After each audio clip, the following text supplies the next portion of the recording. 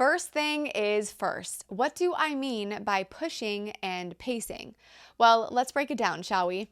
Pushing is that relentless drive to do more, achieve more, even when our bodies are gently telling us, or let's be real, sometimes shouting from the rooftops, that it's too much.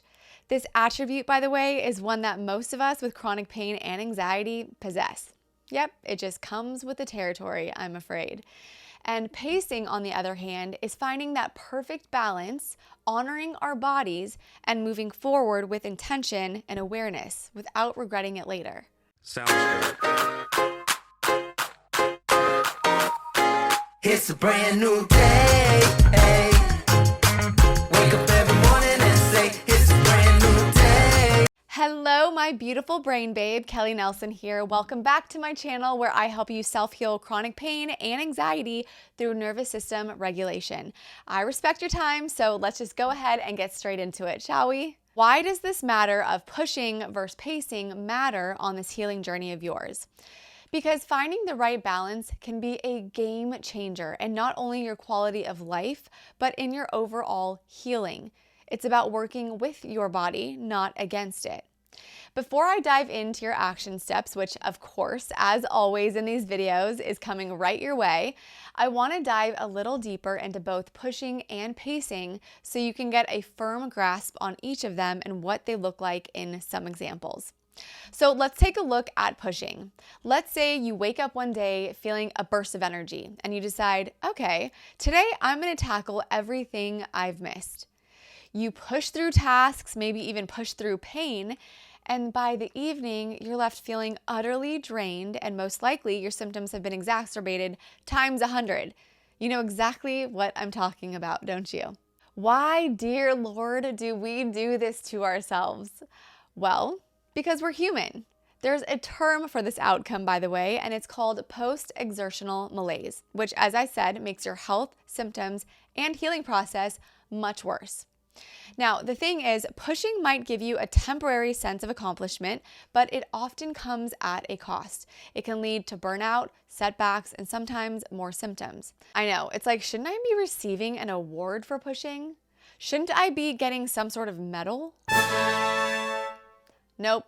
The only gift one might receive is the gift of laying in bed for hours or even days, which, let's be real, when you're in pain, it's no gift at all. A lump of coal in your stocking, maybe?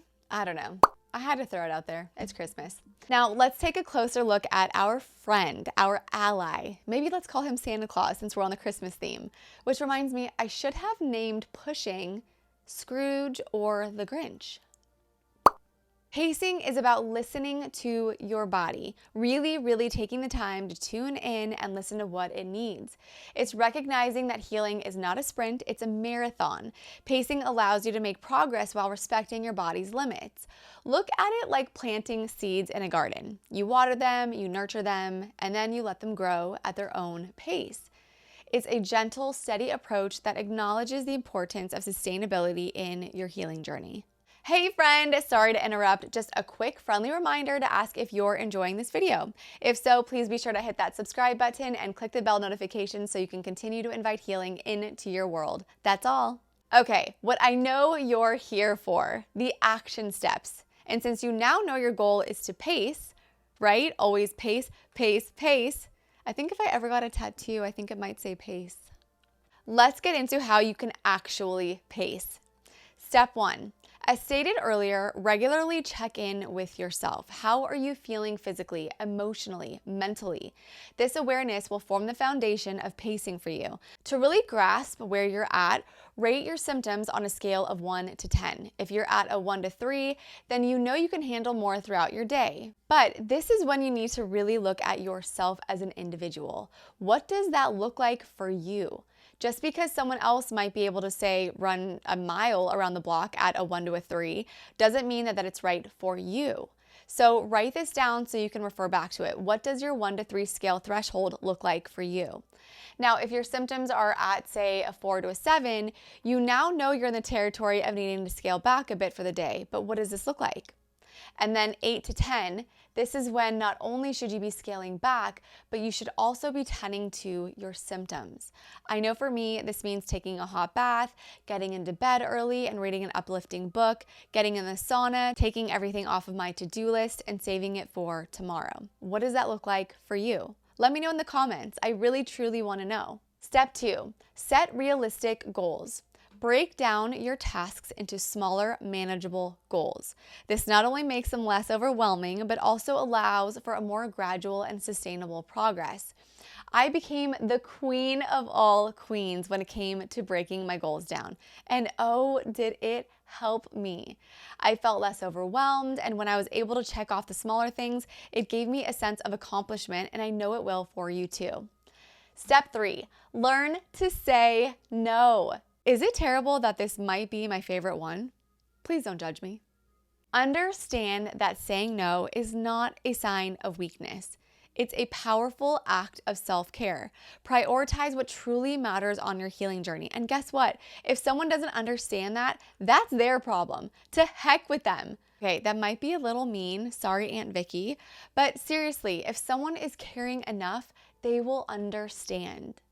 Step 4, embrace rest, my friend. This one is really tough for most of us. We are completely conditioned by society that rest equals failure or being lazy, which is ridiculous. Let me remind you, I'll say it till I'm blue in the face, which, by the way, where did that saying come from? Like, has anyone ever said something so many times that they actually turned blue? We must Google this. Our brains are 10,000 years old, yet our society is evolving at astronomical rates, and it's why we've seen such a profound uprise in chronic pain, autoimmune, depression, anxiety, and the list goes on. Remember, just because something has become normal does not mean it is right. Rest is not a sign of defeat. It's a crucial component of healing. So allow yourself guilt-free moments of rest to recharge and rejuvenate, my friend. I'm giving you the gift of this knowledge so you can give yourself the gift of implementing it. See, it's Christmas. Gifts for everyone. Before I let you go, I have the most incredible news. Although coaching my clients one-on-one has brought me so much joy, I am officially launching my very first online course called Freedom from Chronic Illness. I am putting everything I have learned, implemented, and experienced in the last 6 years into an 8-week A to Z course teaching you how to self-heal chronic pain, illness symptoms, and anxiety through nervous system regulation. It launches on January 29th, and I am beyond ecstatic. To enroll, click the link in the notes, and I cannot wait to see you there. If you like this video, please be sure to hit that subscribe button. Although this channel is new, I don't ever plan on putting a stop to these videos because helping you heal is truly my biggest passion in life. And the more that you subscribe, the more people can be helped. You can also hit the bell notification so you can be notified when my next video comes out. Thanks so much for watching. I'll see you next week. Happy, healthy healing. Bye.